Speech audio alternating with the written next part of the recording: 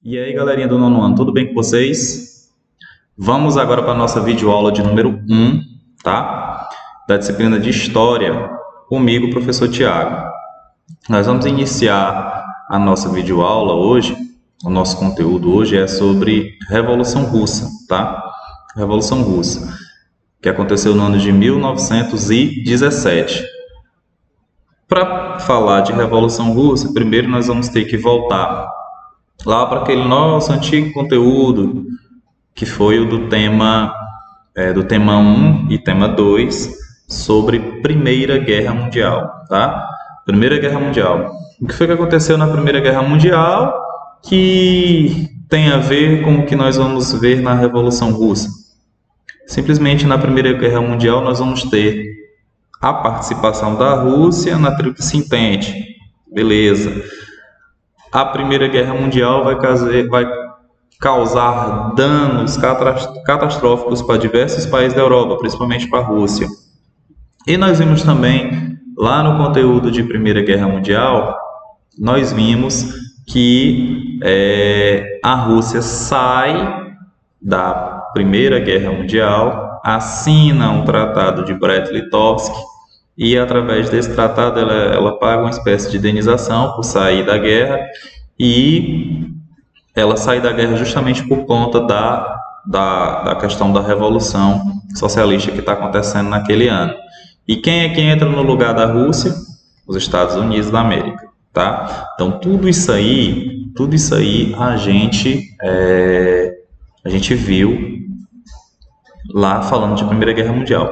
Agora nós vamos falar de Revolução Russa, tá? E aí nós vamos ver que a Revolução Russa, ela se caracteriza como um modelo clássico de revolução proletária que destruiu a ordem capitalista burguesa, lançando os fundamentos do Estado socialista que vai durar até 1991. A partir de então, de 1917, nós vamos iniciar a Revolução Russa. Depois nós vamos ver que em 1922 a Rússia vai passar a se chamar União das Repúblicas Socialistas Soviéticas, a União Soviética, e de 1922 até 1991 ela vai ser chamada por esse nome, tá? E depois ela volta a ser chamada de Rússia de novo, depois da CE, que é a Comunidade dos Estados Independentes, que também nós vamos ver posteriormente. Essa ordem capitalista ela vai ser diluída, principalmente por conta das ideias lançadas por Karl Marx lá no final do século XIX, na metade do século XIX, perdão, basicamente no ano de 1848, quando ele lança o Manifesto Comunista. Onde existiria uma maior força para o socialismo científico existir, ele não existiu. Na Alemanha, na Inglaterra, ele não teve força, na França ele não teve força, mas na Rússia ele teve, tá? Na Rússia ele teve, principalmente pela questão social. A questão social russa, ela estava em uma defasagem surreal, tá? Ela estava numa defasagem bem significativa. É o que a gente vai ver agora, basicamente, né, desses antecedentes da Revolução Russa. Os antecedentes da Revolução Russa, o que era a Rússia antes da Revolução? Era uma Rússia que vivia sob o regime absolutista, onde o czar era o detentor de todos os poderes. O czar, a monarquia, existia ainda em pleno século XX, uma monarquia absolutista na Rússia. Enquanto que as amarras do absolutismo elas foram rompidas no século XVIII, século XVII e século XVIII, a Rússia, em pleno século XX, ainda vivia sob essas amarras. Onde lá no topo da pirâmide, nós vamos ter o czar com sua família, uma nobreza, uma espécie de nobreza feudal na Rússia, a Igreja Ortodoxa, uma pequena parte burguesa, e lá embaixo nós vamos ter o grande proletariado, o povão chamado, né? O proletariado, 80% da população russa vivia abaixo da linha da pobreza. A Rússia era um país gigante, tá? Ainda hoje é o país que possui maior extensão territorial do mundo, um país que hoje tem para mais de 140 milhões de habitantes. É um país também que faz fronteira com 16 países, então a amplitude territorial da Rússia fazia com que o número o campesinato russo também era gigantesco. Então as pessoas viviam nas áreas rurais, né? Essas áreas rurais, elas eram áreas pobres, onde grande parte das terras eram dos nobres, e essas terras eram cedidas através de um sistema de parceria, onde grande parte da população trabalhava nessas terras, mas as terras não eram da população, tá? Então, dessa forma, o czar, ele detinha todos os poderes e ele acabava governando de forma absoluta. Assim foi com Alexander e pelo seu neto, o Nicolau II, e por aí vai, tá? O país mais populoso do mundo, com cerca de 171 milhões de habitantes no ano de 1904, que é o ano que vai acontecer o que nós vamos chamar de Guerra da Manchúria, que a gente vai ver mais na frente, tá? Cerca de 80% da população era rural e 90% não sabia ler e nem escrever. Viviam praticamente no regime feudal. Muitos autores por aí afora vão chamar esse regime também de regime semi-feudal. Regime semi-feudal. É uma espécie de feudalismo em pleno século XX, tá? Essa população era uma população marginalizada, tá? Uma população que vivia sob tutela, basicamente, da administração desse czar, tá? O czarismo era a prática política vigente até então, e isso fazia com que as amarras do absolutismo ainda permanecessem dentro da Rússia em pleno século XX, tá? A decadência da monarquia czarista. Como que a monarquia czarista ela vai entrar em decadência? Como que ela não vai suportar permanecer no poder ainda por mais tempo, né? Simplesmente por conta da má administração, né? Uma péssima administração feita pelos últimos czares, principalmente pelo Nicolau II, que a gente vai ver mais na frente. Eu posso até dar uma dica de uma série para vocês, tá? Na Netflix. Tem uma série na Netflix chamada Os Últimos Czares. Quem quiser assistir, é uma série muito interessante, tá? É uma série com documentário. É uma série curtinha. Ela tem basicamente 7 capítulos. Dá para vocês assistirem tranquilamente. É uma série que vai falar da família, principalmente da família do Nicolau II, como que se procedeu, algumas atitudes do czar ligado a coisas íntimas e que de forma catastrófica levaram a esse momento, a eclosão dessa revolução, tá? E aí, dentro da decadência czarista, nós vamos ter o Alexandre II, né? O Alexander II, mesmo tendo abolido a servidão agrária e dando mais autonomia às províncias, ele foi assassinado. Ele foi assassinado por uma conspiração, basicamente uma conspiração dentro da monarquia absolutista russa, tá? Não teve muito a ver com a revolução em si. O que nós vamos ver que tange essa questão da revolução vai ser basicamente o Alexandre III, que vai entrar no lugar do Alexandre II, e o que ele vai fazer? Ele vai usar mais rigor ainda, ele vai usar um rigor maior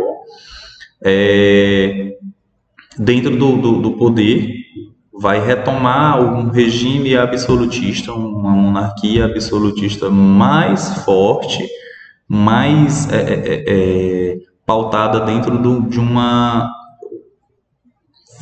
eu vou resumir, ele vai acochar o poder, ele vai se transformar num cara mais duro, mais severo, inclusive dando plenos poderes à polícia russa, o sistema policial russo, que era basicamente ligado a ele.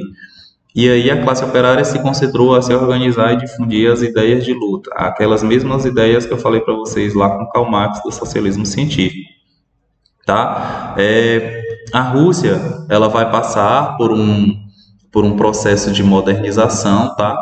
Ela vai passar por um processo de modernização, e ela vai receber, dentro desse processo de modernização, ela vai receber capital belga, vai receber capital alemão, vai receber capital francês. A Rússia vai receber uma ajuda financeira que o Nicolau II ele vai pensar num processo de modernização dentro da Rússia. O que ele vai fazer? Ele vai receber dinheiro desses países e ele vai tentar modernizar a Rússia.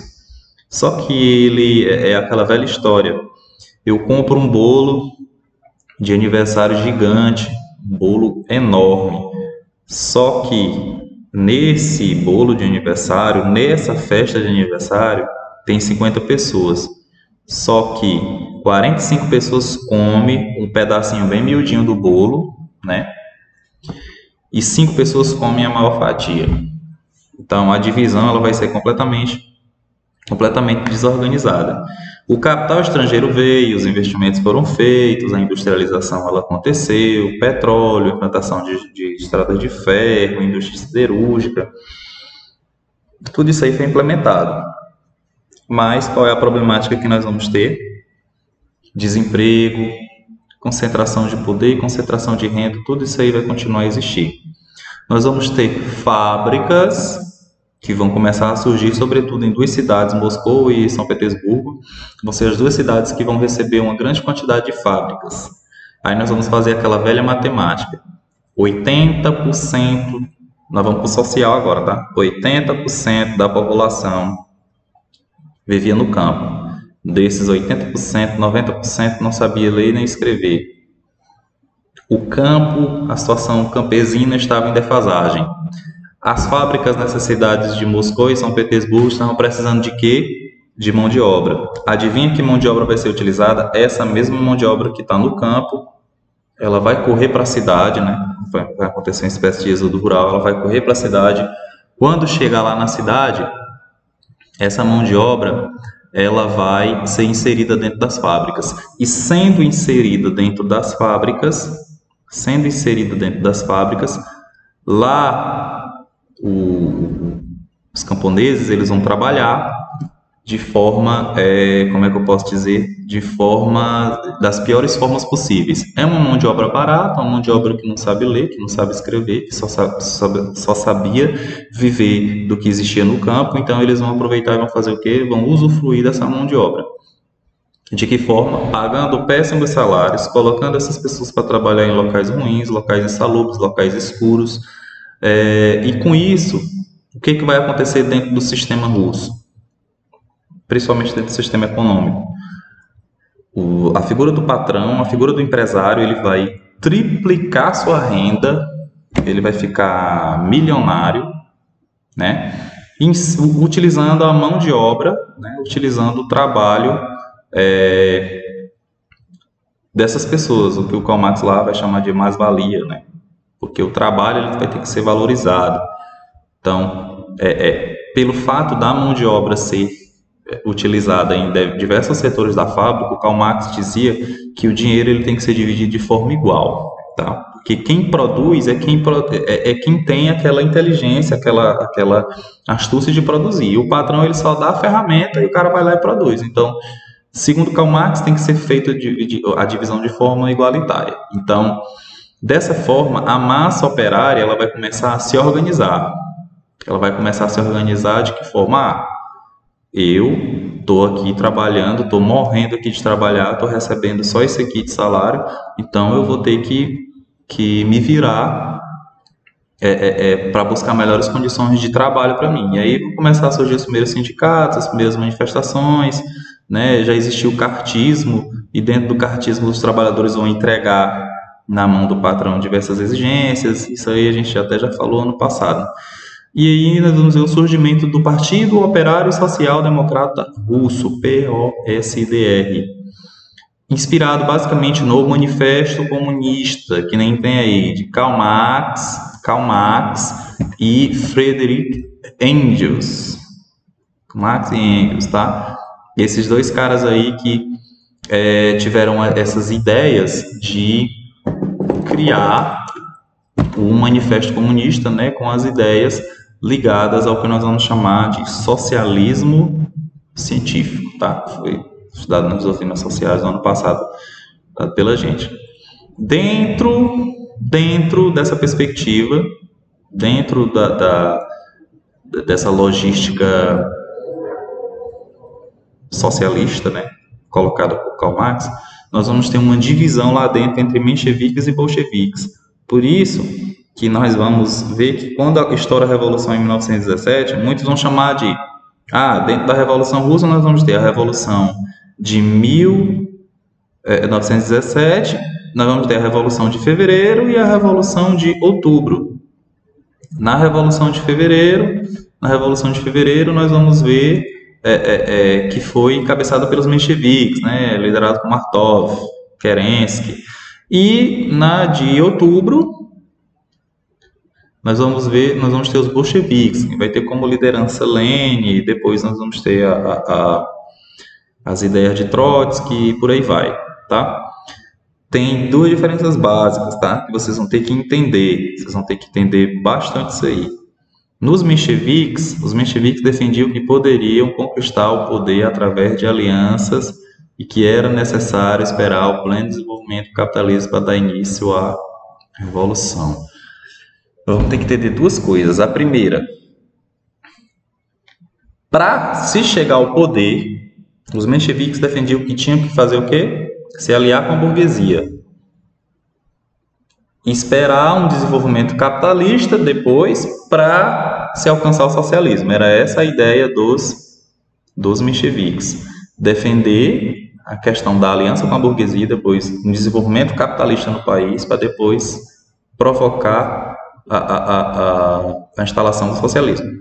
Os bolcheviques não. Os bolcheviques já pensavam completamente diferente. O que os bolcheviques pensavam? Eles pensavam que só dava para chegar ao poder através de uma revolução armada.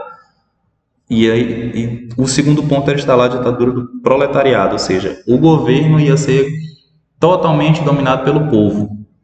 Eram essas as ideias colocadas pelos bolcheviques. Então, iam de encontro. Uns defendiam, vamos criar um socialismo forte na Rússia para depois espalhar para os outros países. Já outros pensavam que o socialismo tinha que tomar conta do mundo inteiro logo. Então, muitas divergências vão acontecer dentro do partido, né? Dentro das ideias socialistas, o que vai acabar provocando divergências entre membros do próprio partido, tá? E aí, em 1905, nós vamos ter o ensaio para a Revolução. Que ensaio foi esse? A Rússia, que já estava quebrada financeiramente, resolve entrar numa guerra contra o Japão, buscando influência e tomar o território da Manchúria na China. Mas entrou na guerra, tinha interesse naquela região, que ela era uma região estratégica, e perdeu a guerra. E aí o colapso econômico veio de vez, tá? Para tomar de conta da Rússia. A administração do czar já não era lá uma administração bem vista pelo povo, uma administração onde estava aos poucos a população estava bem satisfeita com o czar. E a guerra contra a Manchúria, que foi que levou um caos econômico, porque a Rússia fez muitos investimentos econômicos para a guerra e acabou perdendo essa guerra. E aí a insatisfação por conta da perda da guerra ela vai aumentar. Essa insatisfação ela vai se aguçar mais ainda lá na frente, em 1914. O que acontece em 1914, pessoal? Primeira Guerra Mundial. Inclusive a gente viu lá, né? A Rússia apoia a Sérvia. A Rússia estava interessada na região ali, por uma influência na região da Península Balcânica, e ela apoia a Sérvia. Por quê? Porque um revolucionário sérvio mata o Francisco Ferdinando, que era o herdeiro do trono da Áustria. E aí a Áustria declara guerra à Sérvia e a Rússia entra em favor da Sérvia, interessada naquela região. Então, a população vai olhar e vai dizer como que nós estamos aqui passando por problemas seríssimos, problemas econômicos gritantes, o czar vai declarar uma outra guerra. Então, o estopim para as manifestações da Revolução vai ser a Primeira Guerra Mundial, já insatisfeitos com o que aconteceu na Guerra da Manchúria, tá? E aí o Domingo Sangrento, né? O Domingo Sangrento vai ser um evento que vai causar tudo isso aí. A população vai ao Palácio de Inverno questionar o czar sobre a perda da guerra e sobre o caos econômico que a Rússia estava passando. Não houve nenhuma manifestação de cunho irracional. O que eu quero dizer com cunho irracional? Ninguém foi lá quebrar o Palácio de Inverno, fazer tomar o poder à força, matar ninguém. Foi uma manifestação pacífica até então, para se questionar o que iria acontecer daqui para frente. As pessoas estavam com fome, sem emprego e queriam saber o que iria acontecer, queriam uma resposta do czar. Só que a polícia russa, ela reagiu de uma outra forma. A polícia russa, ela reagiu com tiros, matando centenas e centenas de pessoas. Muitos vão dizer que nesse evento algumas pessoas foram baleadas, houve uma correria e a esmagadora maioria vai morrer pisoteada, mas existem dados que vão falar isso, tá? Mas o que vai importar no final das contas é que mais de 100 pessoas morreram nesse dia. E esse Domingo Sangrento serviu ainda mais para arruinar a imagem do czar, tá? A imagem do czar, ela ficou completamente arruinada, ficou completamente balançada. E aí a revolução, ela aos poucos, durante 10 anos, basicamente 12 anos, o czar vai viver um verdadeiro inferno para tentar organizar o seu país. Em 1917 acontece a revolução e aí ele tem inclusive até que fugir com sua família, né? O czar vai fugir com sua família para não ser morto, tá? Infelizmente depois, né, os bolcheviques, os revolucionários vão encontrar o czar e vão assassiná-lo junto com sua família. Isso aí é conteúdo para a gente ver mais na frente, tá? Agradeço a vocês pela atenção, tá? Essa foi a nossa videoaula de número 1. Depois vamos para a videoaula número 2 e aí eu vou repassar para vocês tudo direitinho sobre exercícios e outras coisas, tá? Um abraço e até mais.